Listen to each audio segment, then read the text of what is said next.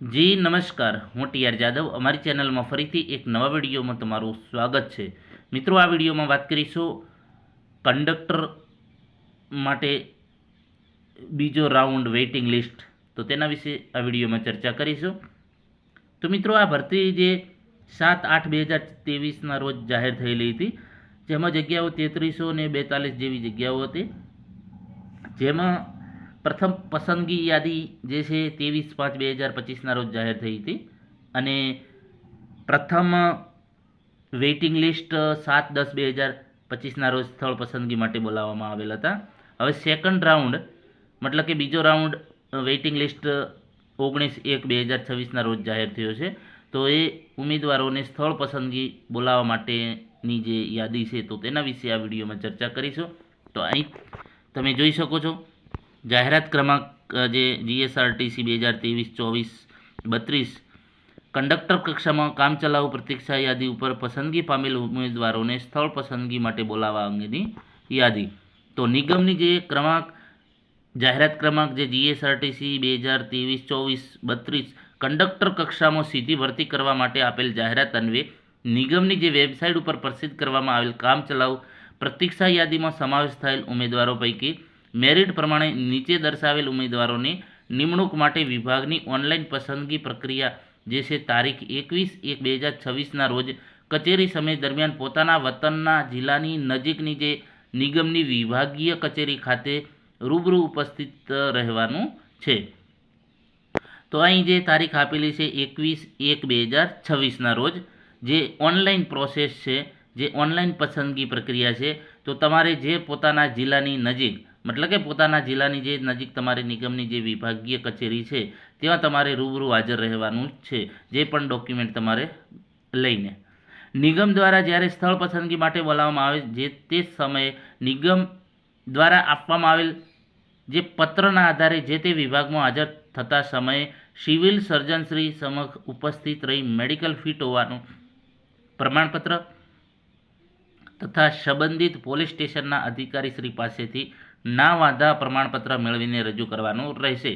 એટલે કે નિગમ દ્વારા તમને એક પત્ર આપવામાં આવશે અને એ પત્ર તમારે લઈને જે છે મેડિકલ જે છે સિવિલ સર્જનનું મેડિકલ સર્ટિફિકેટ લાવવાનું છે અને પોલીસ સ્ટેશનમાંથી તમારે ના વાંધા પ્રમાણપત્ર એટલે કે NOC તમારે રજૂ કરવાનું રહેશે।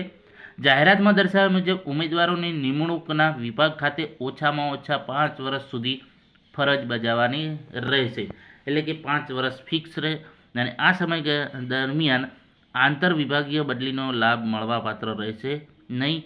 વહીવટી કારણોસર બદલી કરવાની નિગમની અબાધિત હક રહેશે, એટલે કે તમને જે છે 5 વર્ષ સુધી ફિક્સ તમારે રહેવાનું છે, એમાં 5 વર્ષમાં તમને બદલી મળશે નહીં, જે આંતર બદલી, અને વહીવટી કારણ કંઈ હશે તો એ નિગમ તમને મતલબ કે બદલી કરી શકે છે, એ એમનો હક છે। નિગમના જે નીતિ નિયમો નોકરીની શરતો મુજબ યોગ્ય જણાય વિભાગ દ્વારા નિમણૂક આપવા કાર્યવાહી કરવામાં આવશે। વિભાગના રોસ્ટર પોઈન્ટ મુજબ જરૂરિયાત પ્રમાણે જે વિભાગ ખાતે વહીવટ દ્વારા બદલી કરવામાં આવશે।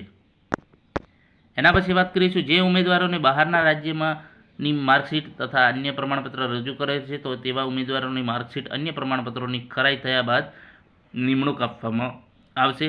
ઓનલાઈન અરજી પત્રકમાં અનુસૂચિત જાતિ, અનુસૂચિત જનજાતિ અને સામાજિક અને શૈક્ષણિક રીતે પછાત વર્ગ એટલે કે SC ST OBC દર્શાવવામાં આવેલ હોય એટલે કે એવા ઉમેદવારોને જાતિ અંગેની ખરાઈ સરકારશ્રીની સમિતિ સમક્ષ કરાવવાની હોવાથી સદર વર્ગના તમામ ઉમેદવારોની નિગમની જે વેબસાઇટ ઉપર સંબંધિત જાતિ અંગેનું ચેકલિસ્ટ ડાઉનલોડ કરી એમાં જે દર્શાવેલ વિગતો ભરી જરૂરી પ્રમાણપત્રો સ્થળ પસંદગી વખતે અવશ્ય રજૂ કરવાના રહેશે।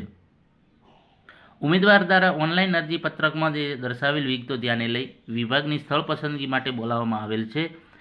નિગમ દ્વારા પુનઃ ચકાસણી ખરાઈ થયેલી કોઈ પણ વિગત ખોટી જુદી માલુમ પડશે તો નિગમની જે જોગવાઈ શરતો પરિપૂર્ણ થવા નહીં પામે તો એ નિમણૂક કોઈ પણ તબક્કે રદ કરવામાં આવશે, એની ઉમેદવારોએ નોંધ લેવી। પછી જે દિવ્યાંગતા ધરાવતા ઉમેદવારોને મેડિકલ બોર્ડના અભિપ્રાયના આધારે નિમણૂક આપવામાં આવશે। હવે અહીં જે લિસ્ટ આપેલું છે તો એ લિસ્ટમાં ટોટલ 166 જેવા ઉમેદવારોને બોલાવવામાં આવેલ છે. છેલ્લું નામ તમે અહીં જોઈ શકો છો, 166 નંબર છે. તો આ જે છે ઉમેદવારોને પોતાને સ્થળ પસંદગી માટે બોલાવવામાં આવેલ છે. તો એ તારીખ આપેલી છે, તારીખ પ્રમાણે ત્યાં પોતાના જે છે જિલ્લામાં જ્યાં વિભાગીય કચેરી ડિવિઝન આપેલું છે ત્યાં તમારે ડેપોમાં નહીં, જે વિભાગીય કચેરી છે, માની લો કે બનાસકાંઠાવાળા છે તો એમને પાલનપુર, હાલ વાવ-થરાદવાળા પણ પાલનપુરમાં જવાનું, કારણ કે વાવ-થરાદમાં હજી જે છે વિભાગીય કચેરી નથી બની, તો એ લોકોને પાલનપુર જવાનું રહેશે. બરાબર. તો જે તે પોતાના જિલ્લાની જે વિભાગીય કચેરી છે ત્યાં તમારે પોતાના જે ડોક્યુમેન્ટ છે, જે પણ પોતાના જે જરૂરી ડોક્યુમેન્ટ છે એ બધા લઈને ત્યાં જવાનું રહેશે 21/1/2026ના રોજ. બરાબર. તો આ પ્રમાણે છે. તો મિત્રો, જે પણ મિત્રો વેઇટિંગમાં જેમનું નામ છે સેકન્ડ વેઇટિંગ લિસ્ટમાં, તો એ પ્રમાણે પોતાના ડોક્યુમેન્ટ લઈને જવું. જો વિડીયો પસંદ આવે તો લાઇક, શેર અને મિત્રો ચેનલને સબસ્ક્રાઈબ કરવાનું ન ભૂલતા. બીજા પણ મિત્રોને શેર કરજો, જેથી કરીને એમને પણ માહિતી મળે.